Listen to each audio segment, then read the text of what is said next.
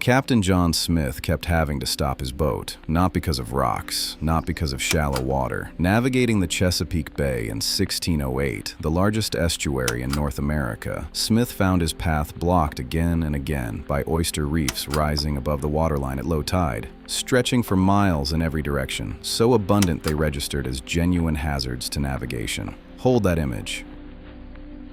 Now jump forward to 2004.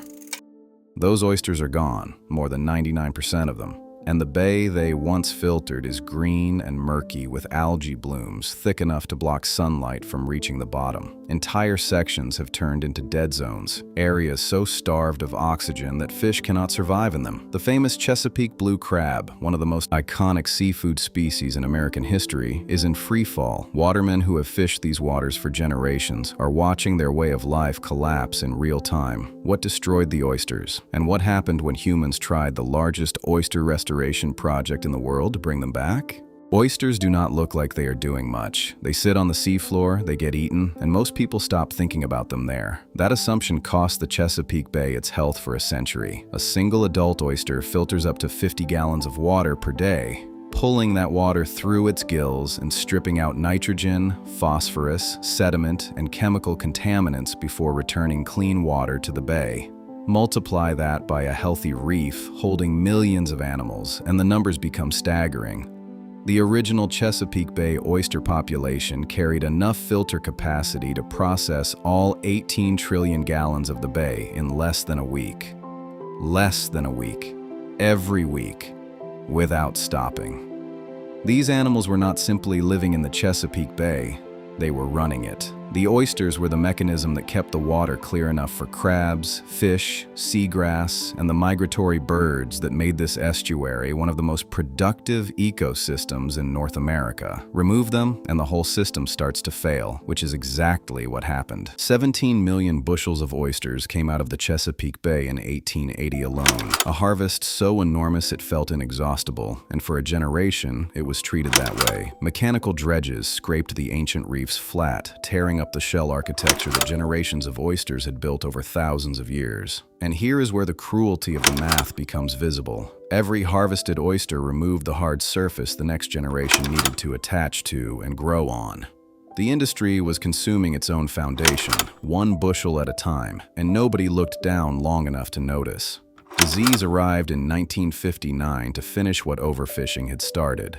Two pathogens, Dermo and MSX, moved through the remaining population with devastating speed. And by the time overfishing, habitat destruction, and disease had run their course, studies from the University of Maryland Center for Environmental Science and Virginia Institute of Marine Science could put a number on what had happened. More than 99% of the oyster population was gone from its 1880s peak. In Maryland's Upper Bay specifically, the population had collapsed to 0.3% of historical levels. Not 1%, 0.3, and that is when the cascade began. Without oysters pulling nitrogen and phosphorus out of the water column, pollutants flowing downstream from agricultural runoff, algae blooms spread and consumed all the available oxygen. Dead zones opened up across the bay floor. Seagrass disappeared. The blue crab harvest crashed. The watermen whose dredges had scraped the reefs flat a century earlier found themselves watching everything they had built their lives around come apart in their own lifetimes. There is a particular cruelty in that sequence of events worth sitting with for a moment. Maryland brought 40 experts together in the summer of 1993. Scientists, elected officials, fishing industry representatives, environmental organizations, and gave them a single question to answer. Can this be fixed? That December, they released a 30-page action plan, a government document full of technical language and bureaucratic timelines that did not make international headlines and was not designed to. What it contained quietly was a commitment that would change the fate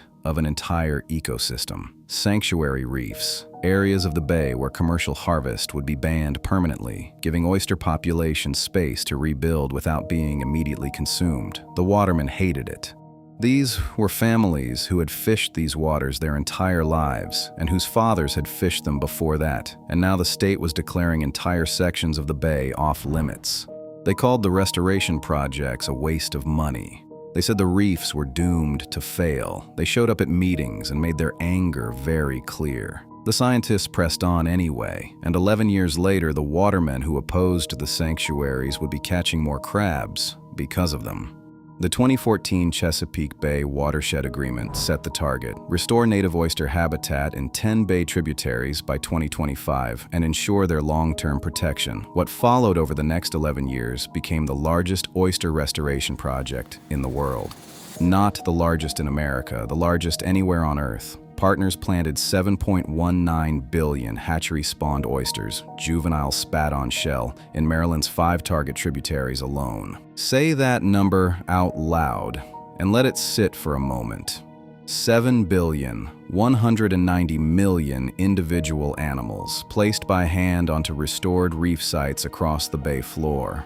Harris Creek became the flagship site, demonstrating that large-scale restoration could actually work. To build the physical substrate those oysters needed, workers deployed more than 28,000 concrete reef balls across a single 8-acre restoration site. Billions of juvenile oysters traveled in trucks, transferred to boats, and scattered across mapped locations where water chemistry, depth, and current all aligned correctly. The total investment reached approximately $93 million in Maryland alone, with Virginia's parallel program pushing the combined figure past $100 million. Every dollar faced scrutiny, every sanctuary boundary generated argument, and then the monitoring data started coming back. 98% of the 681 monitored acres in Maryland met the basic success threshold between 2015 and 2023, and 83% hit the higher target of more than 50 oysters per square meter. Virginia's Linevan River recorded approximately 3,400 oysters per square meter on restored reefs. Water clarity improved measurably in tributaries where reefs had reached maturity as the oysters pulled suspended particles from the water column.